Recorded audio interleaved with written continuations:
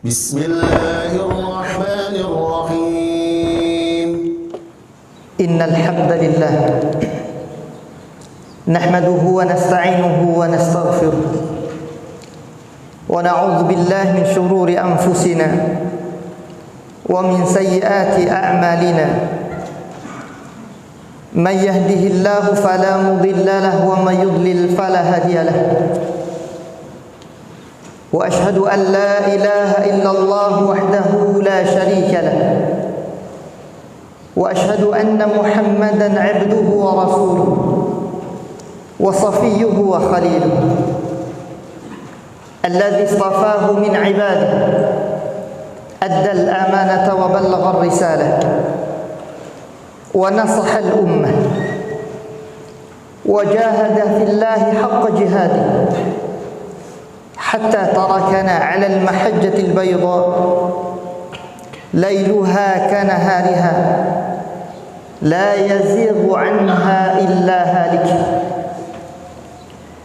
يا أيها الذين آمنوا اتقوا الله حق تقاته ولا تموتن إلا وأنتم مسلمون أما بعد فإن أصدق الحديث كتاب الله وخير الهدي هدي محمد صلى الله عليه وسلم وشر الأمور محدثاتها فإن كل محدثة بدعة وكل بدعة ضلالة وكل ضلالة في النار معاشر المسلمين وزمرة المؤمنين sidang salat Jumat yang Allah Subhanahu wa taala muliakan. Kita bersyukur kepada Allah Rabbul Izzati wal Jalal yang senantiasa mencurahkan nikmat-nikmat kepada kita semua, baik nikmat zahirah maupun nikmat batinah. Nikmat yang bisa kita lihat melalui kasat mata kita, ataupun nikmat yang langsung kita bisa rasakan, kita lihat dan kita raba, ataupun nikmat yang hanya kita rasakan di dalam hati dan sanubari kita. Itu nikmatul iman. Nikmat kita bisa beriman kepada Allah Rabbul Izzati wal Jalal. Tapi itulah nikmat yang paling besar yang tidak setiap hambanya Allah Subhanahu wa taala berikan. Sesuai dengan firman Allah Tabaraka wa taala surah Yunus ayat yang ke-100. Wa ma kana li nafsin an tu'mina illa bi idznillah. Tidak setiap jiwa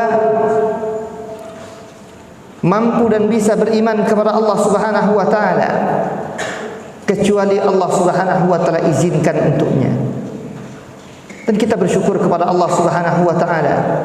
Hari ini kita telah mendapatkan izin itu dari Allah.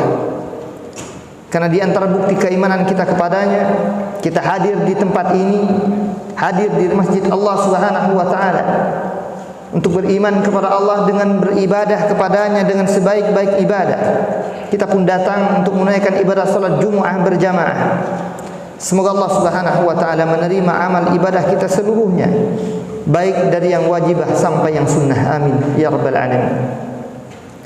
Salawat beriring salam semoga senantiasa tercurah kepada Nabi Muhammad sallallahu alaihi wasallam, kepada keluarganya, istri-istrinya, anak-anak keturunannya, para sahabatnya, para tabi'in, atba'at tabi'in, dan setiap orang yang mengikuti beliau sallallahu alaihi wasallam dalam beribadah kepada Allah sampai Allah wafatkan.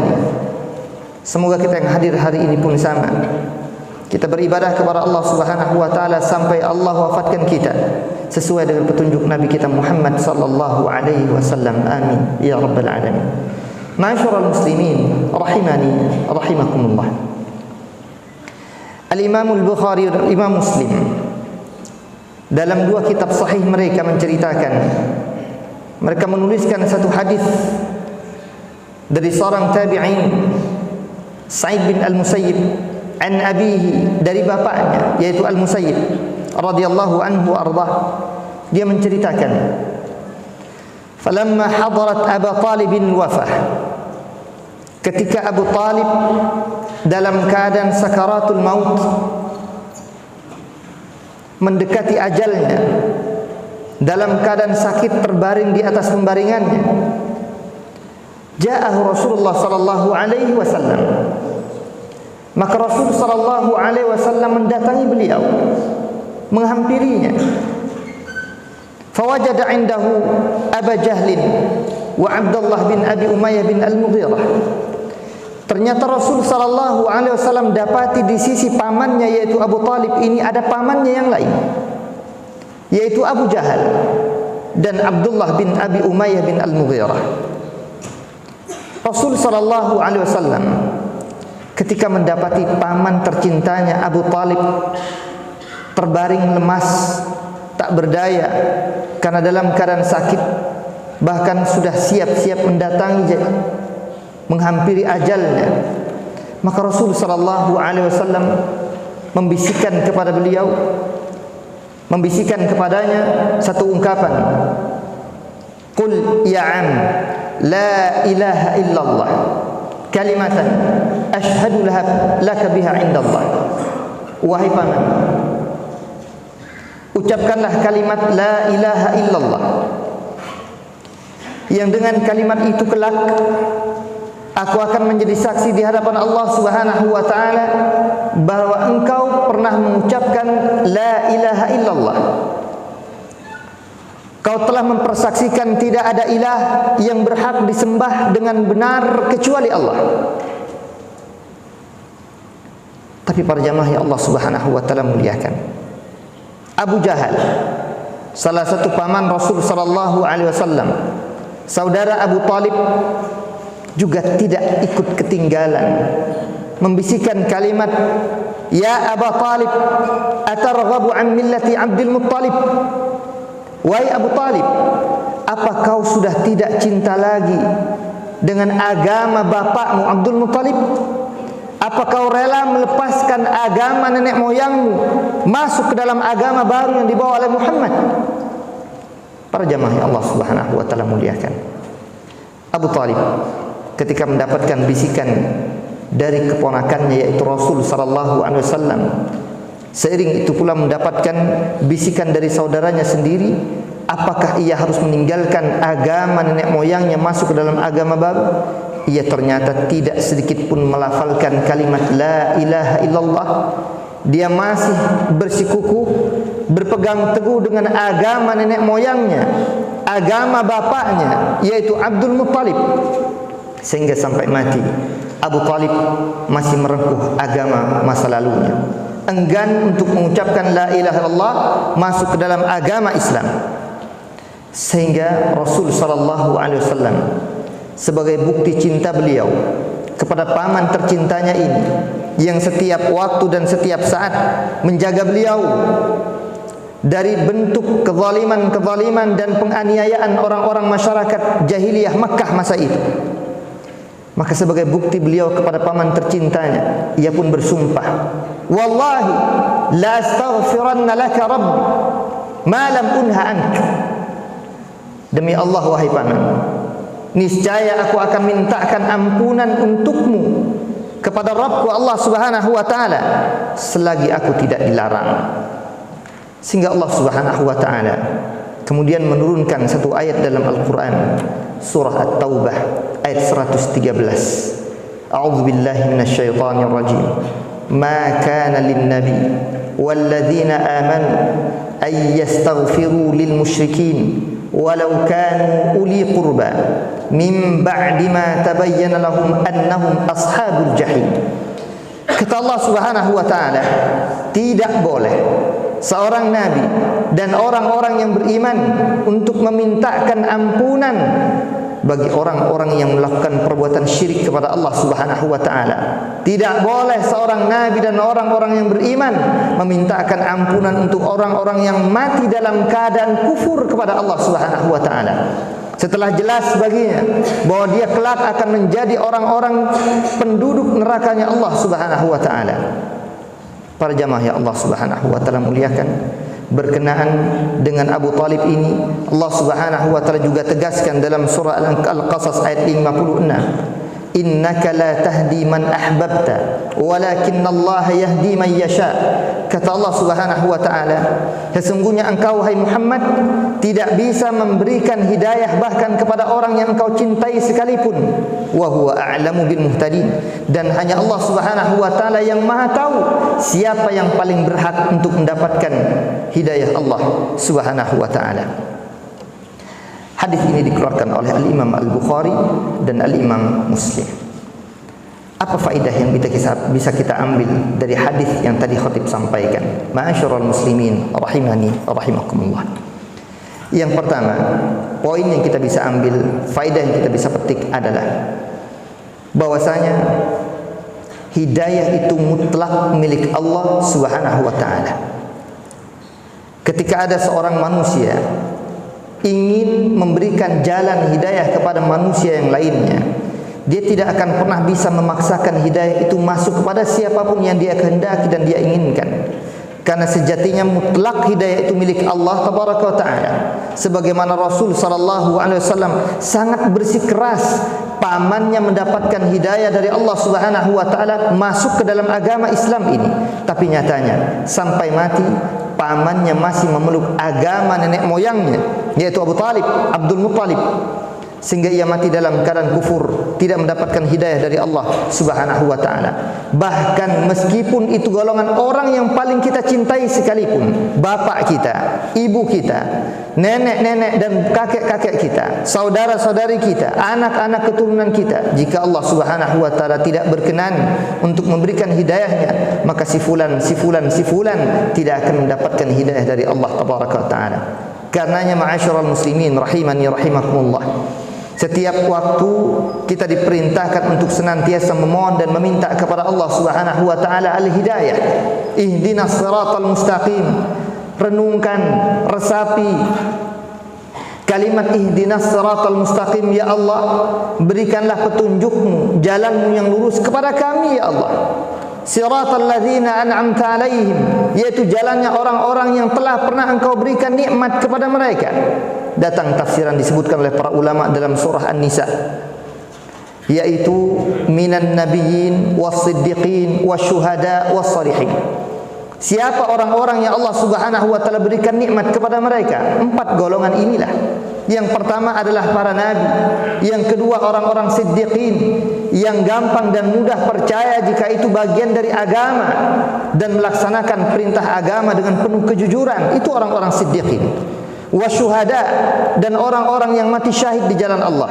Dan yang keempat as-salihin, yaitu orang-orang yang saleh. Semoga kita diberikan kemudahan oleh Allah Subhanahu wa taala untuk senantiasa berada di atas jalan dan hidayahnya Allah Tabaraka wa taala. Amin ya rabbal alamin. Poin yang kedua yang kita bisa ambil dari hadis ini bahwasanya kedekatan kita dengan orang-orang terbaik sekalipun tidak bisa mendapatkan dan mendatangkan kebaikan untuk kita jika kita sendiri ternyata bermaksiat kepada Allah Subhanahu wa taala. Sebagaimana paman Rasul sallallahu alaihi wasallam ketika dia bermaksiat kepada Allah, melakukan kesyirikan kepada Allah, kekufuran kepada Allah, enggan untuk masuk ke dalam agama Islam ini, maka ia akan terancam siksa Allah Subhanahu wa taala kelak di hari akhir.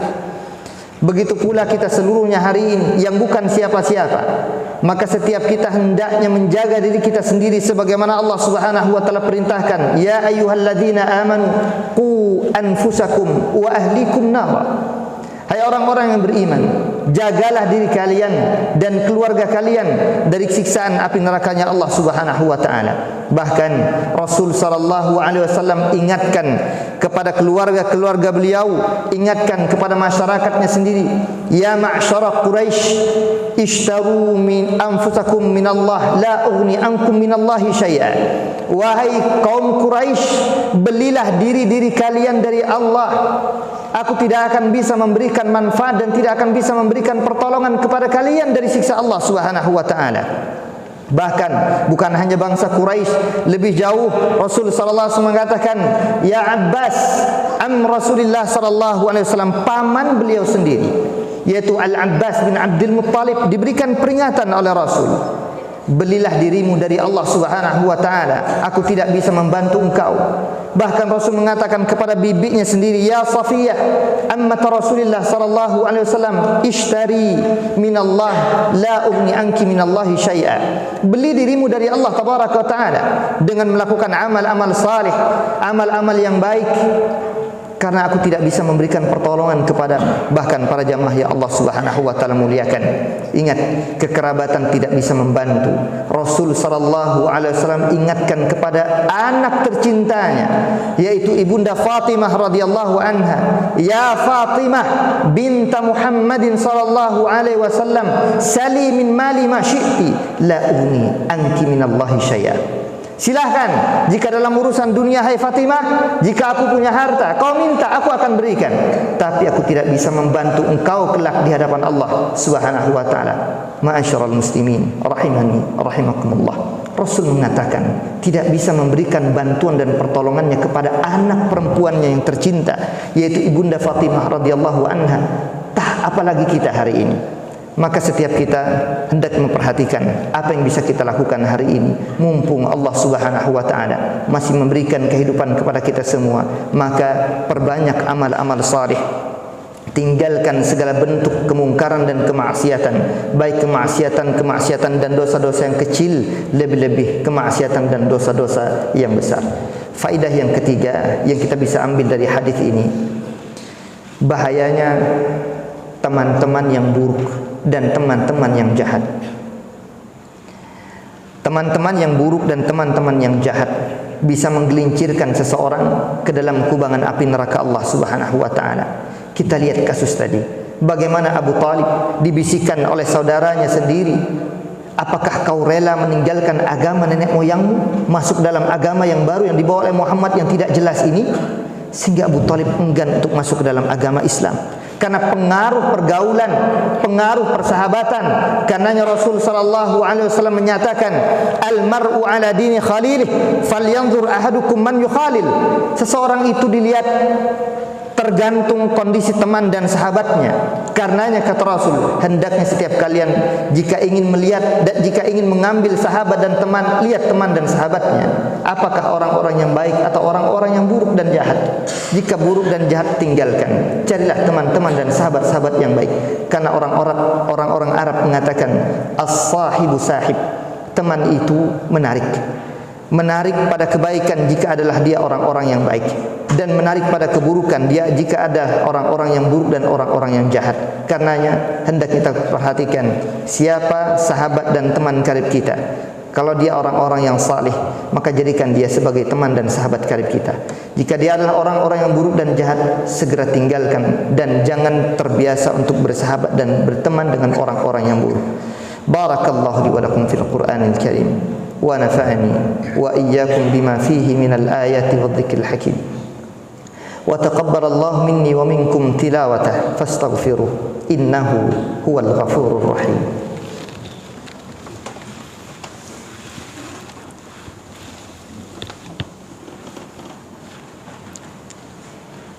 Alhamdulillahil wahidil qahhar, al-azizil ghaffar, mukawwiril laili 'alan nahar, tadhkiratan li ulil qulubi wal absar, wa tabsiratan li dhawil albabi wal i'tibar.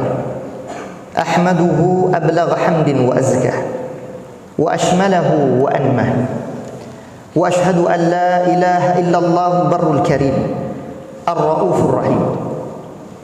وأشهد أن محمدًا عبده ورسوله المبعوث رحمة للعالمين.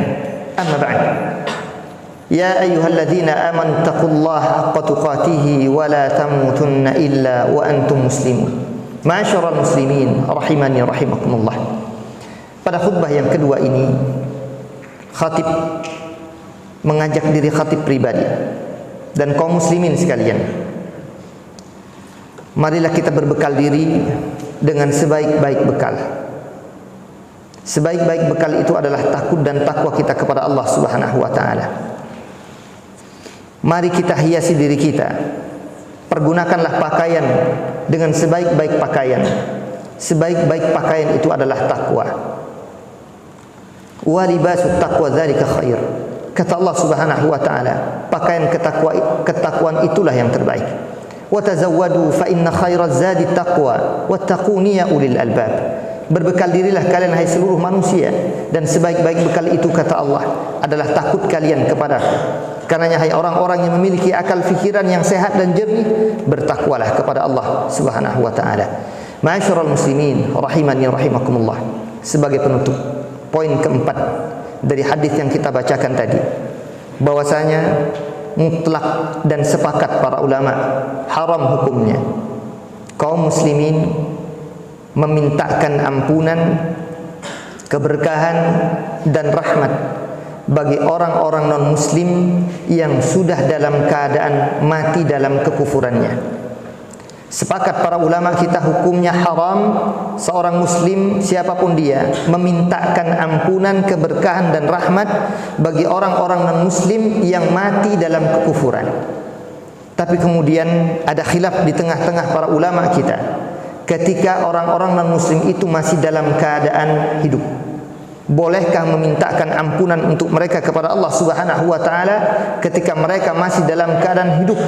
Sebagian para ulama memperbolehkan dengan alasan dan syarat bahwasanya permohonan ampunan untuk orang-orang non-muslim tersebut diniatkan agar mereka mendapatkan hidayah dari Allah Tabaraka wa taala.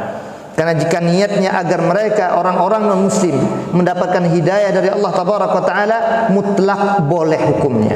Sebagaimana para ulama kita jelaskan beberapa hadis yang menjelaskan Rasul sallallahu alaihi wasallam pernah berdoa kepada Allah Subhanahu wa taala tentang agar Allah memberikan hidayah kepada ibunda Abu Hurairah radhiyallahu anhu, di mana saat itu ibunya masih dalam keadaan kufur, Abu Hurairah sudah masuk dalam Islam.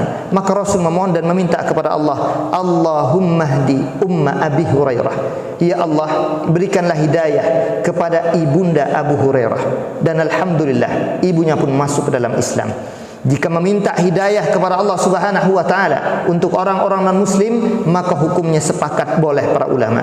Tapi kemudian jika mereka sudah tiada, mereka sudah mati, maka hukumnya mutlak terlarang. Siapapun dia, bahkan dari kalangan kerabat terdekat kita sendiri, sebagaimana Rasul dilarang memintakan ampunan untuk Abu Talib ketika Abu Talib sudah tiada.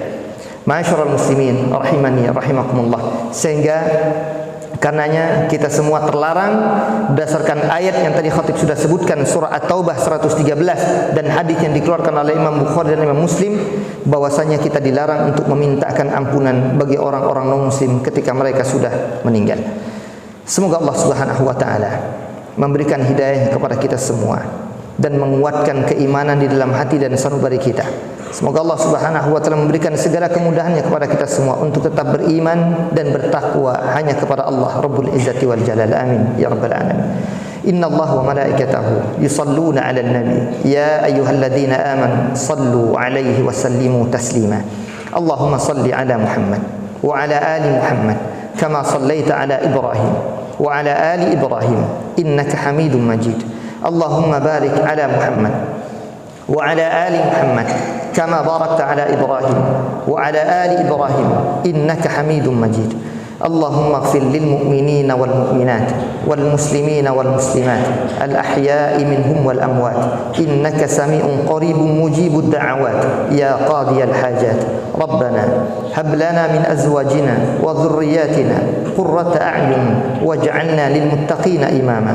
اللهم ادفع عنا الغلاء والبلاء والوباء والطاعون والزلازل والمحن ما ظهر منها وما بطن عن بلدنا هذا خاصة وعن بلدان المسلمين عامة يا رب العالمين. ربنا لا تزغ قلوبنا بعد إذ هديتنا وهب لنا من لدنك رحمة إنك أنت الوهاب. ربنا لا تؤاخذنا إن نسينا أو أخطأنا. ربنا ولا تحمل علينا إصرا كما حملته على الذين من قبلنا. ربنا ولا تحملنا ما لا طاقة لنا به واعف عنا واغفر لنا وارحمنا أنت مولانا فانصرنا على القوم الكافرين. اللهم انصر إخواننا المسلمين في كل مكان يا رب العالمين. ربنا ظلمنا أنفسنا وإن لم تغفر لنا وترحمنا لنكونن من الخاسرين ربنا آتنا في الدنيا حسنة وفي الآخرة حسنة وقنا عذاب النار وصلى الله على نبينا محمد وعلى آله وصحبه وسلم عباد الله إن الله يأمر بالعدل والإحسان وإيتاء ذي القربى وينهى عن الفحشاء والمنكر والبغي يعظكم لعلكم تذكرون فاذكروا الله العظيم يذكركم واسألوه من فضله يؤتكم ولذكر الله أكبر